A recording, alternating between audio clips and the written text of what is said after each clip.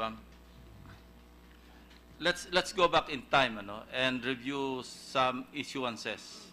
First, DOJ Department Order Circular 70, Series 2000 ito, issued by then Secretary of Justice Artemio Toquero. Ang sinasabi rito, yung rule on appeal. And then subsequently, he issued Department Circular number 70-A. Ito, delegation of authority to regional state prosecutors. Okay, malinaw yon, di ba? Yung petition for review, ito'y dinedelegate ni dating Secretary Toquero sa mga regional state prosecutors. Now comes Secretary Aguirre, naglabas siya ng Department Circular number 003, dated July 1, 2016. Ang sinasabi naman doon, ang delegation, binago niya from regional state prosecutors, binigay niya sa mga undersecretaries. Actually, niname niya yung mga undersecretaries na pwedeng mag-conduct ng petition for review. And you're one of them, namely Yusek Eric Balmes, Raymond Mecate, Yusek Reynante Orseo, Yusek Deo Marco. Okay. Subsequent to that, naglabas siya ng DOJ Circular number 19. Ang sinasabi dito, ito maliwanag, Coverage 1.1, yung subparagraph ito. These implementing guidelines, hereinafter referred to as guidelines, shall cover petitions for review filed from July 1, 2016 until December 31, 2016, all motions for reconsideration filed within the same period, regardless of the date of petition for review, and all cases under automatic review, close parentheses, or open parentheses, violations of the comprehensive, etc., etc. Only. Naka-highlight pa yung only. In short, ang pwede lang imbestigahan or ang covered ng Department Order 003, Department Circular, nahahawakan ng mga undersecretaries, lahat ng petitions for review filed during that inclusive period. Tanong, since yung finding, yung information na na-file ng panel of prosecutors, March 2, 2017, so hindi po probable or sabihin ko na imposible na yung petition for review na i-file within July 1, 2016 hanggang December 31, 2016. So, my question is, would that invalidate your resolution downgrading murder to homicide? Kasi hindi covered nung Department Circular yung hindi sakop o hindi saklaw nung period kasi 2017 na ninyo ginawa o presumably hindi natin alam kung kailan nag-file ng petition for review unless you have in your records kung kailan nag-file ng petition for review. But definitely, it could not have been before March 2 of 2017 kasi hindi pa naman na-file yung information. So would that render invalid the resolution issued by Undersecretary Reynante Orseo?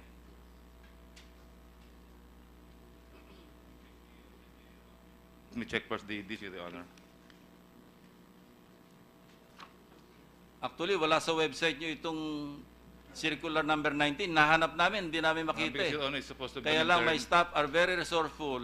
Nakakuha kami ng kopya, kaya nakita namin na yung palang covered period, labas doon sa, or hindi pasok doon sa ginawa niyong resolution sa inyong petition for review. Since this is a department circular, it is supposed to be an internal matter within the DOJ, unless it is a department order, Your Honor.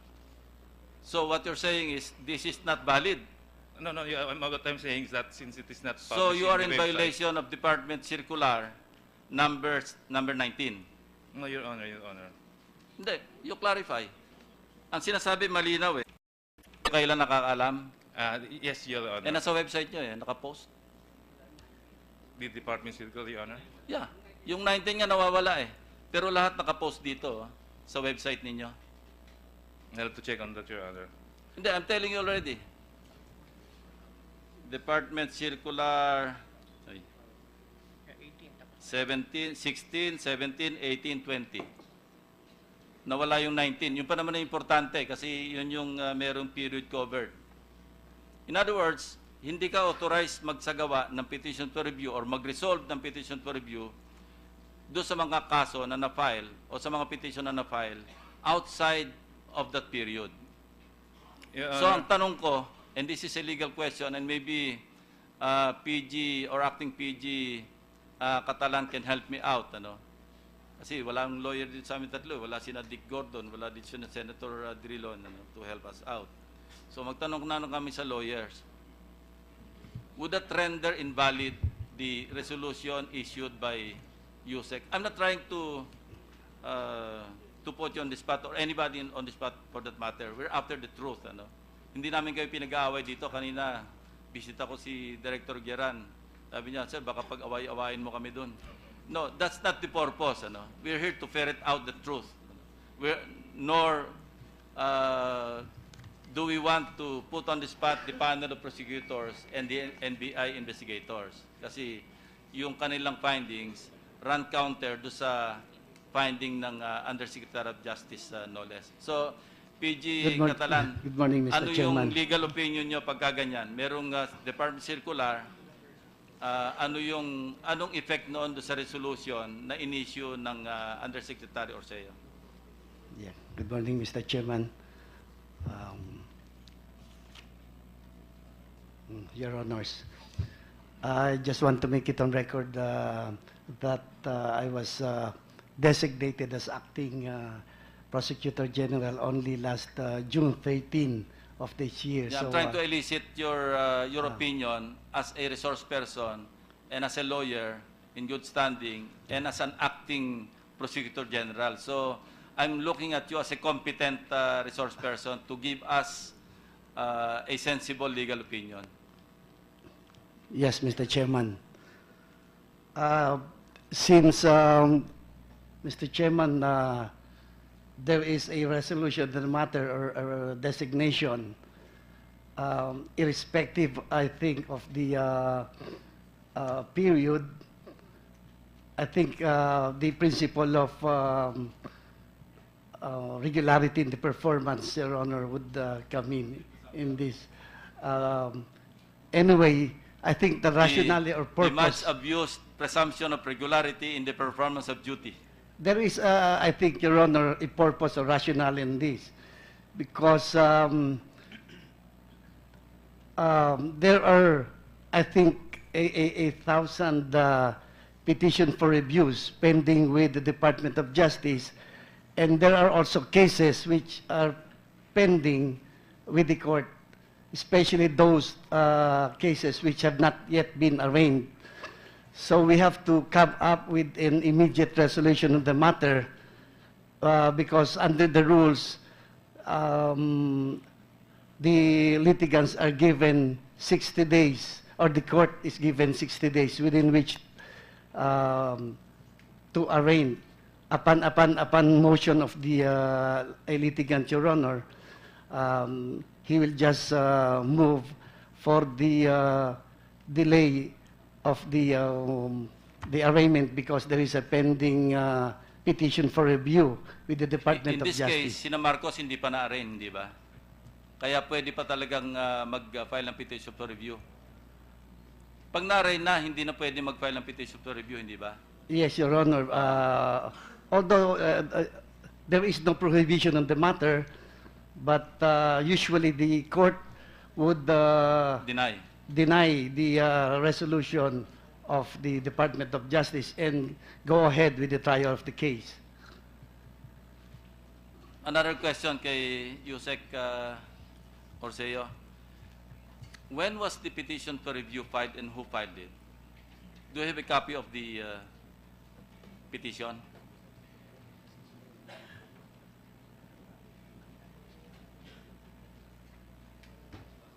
Your Honor, the petition for review was filed Excuse on me. April 5, Let me acknowledge the presence 2017. of the other Vice Chairperson, Senator Grace po. Good morning, ma'am. Please proceed.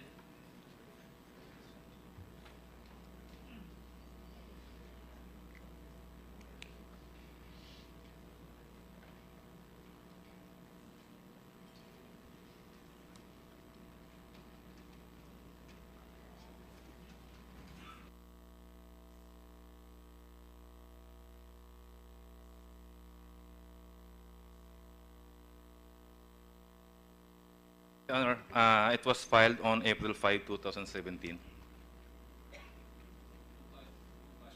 The same party in the complainant itself, Your Honor. Marcos? Yes, no. The yes, Your Honor, the respondents et al. Marcos et al, Your Honor. Sila lahat? Yes, sir. April 5.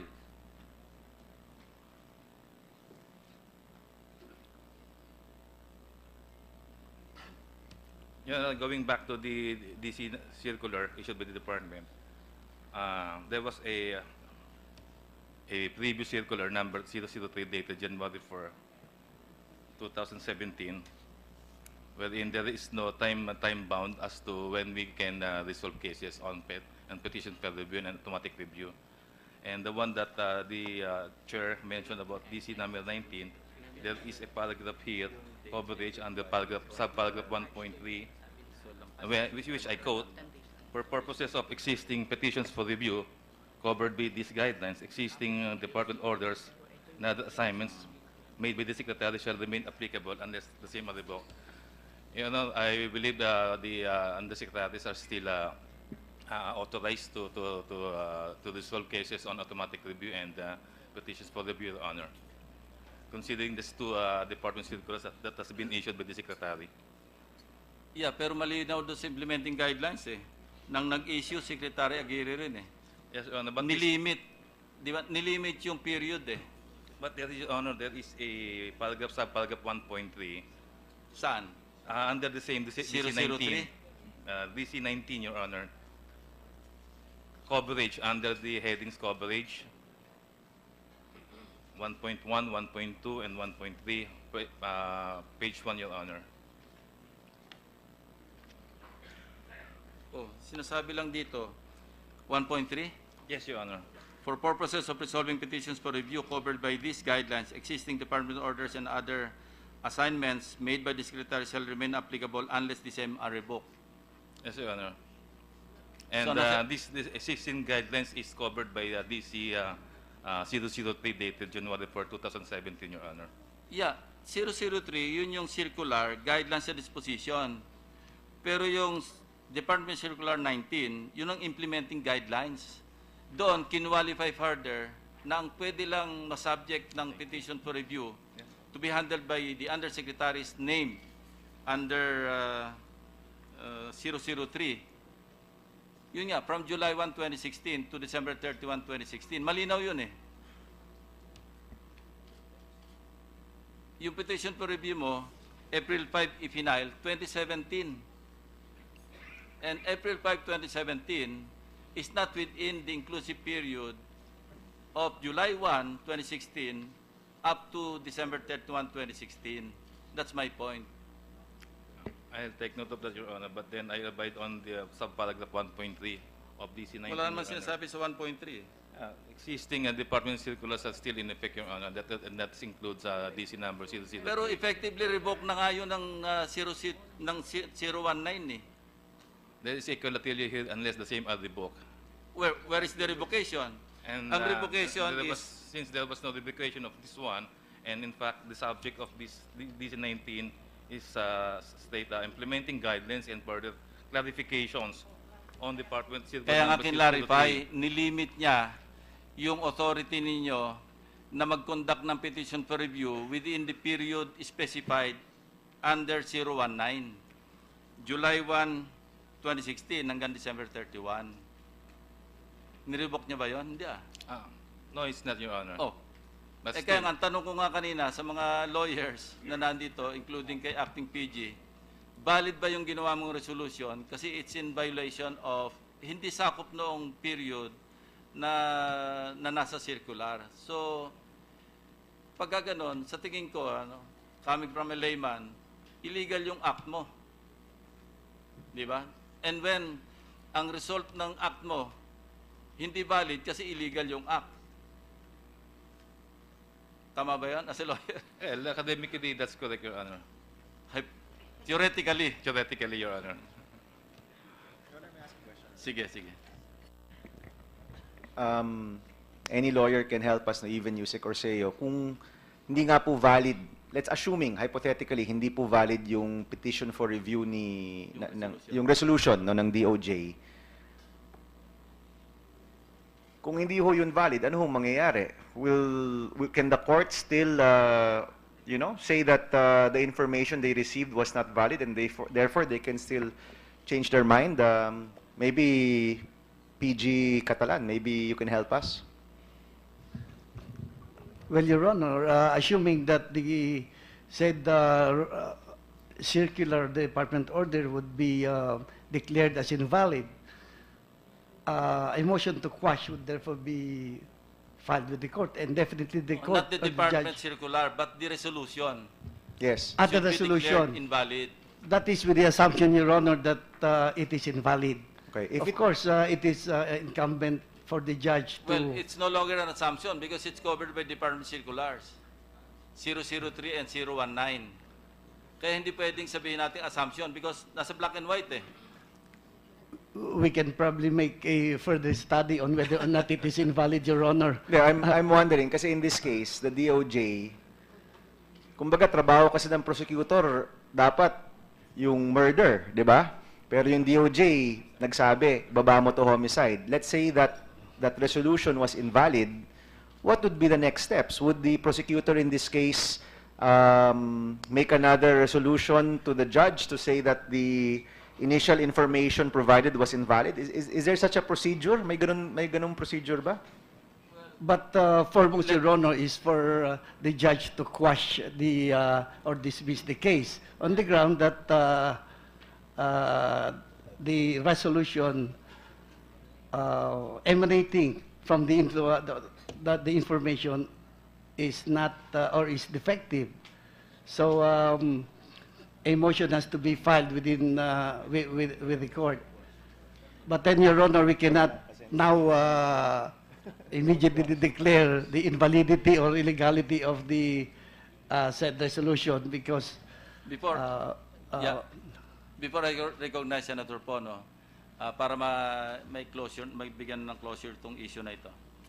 Tanong ko na lang sa panel of prosecutors. Can you now file a motion to quash? Doon sa court. Yung case. Yung resolution ng to reconsider yung pag-downgrade from murder to homicide. On the basis of this. Sir, because they were already arraigned on homicide, so the prosecution service already divested of its authority, and I think it will be addressed by the courts already, if ever. Hindi nga, kaya nga, sa court kayo mag-motion. Hindi ba pwede yun? The problem, sir, is that they were already arraigned. Arraigned on, Yes, sir. sa homicide. Yes, Your Honor. And filing again an information for murder would really affect substantially their rights, Your Honor. So, anong remedy? Anyway,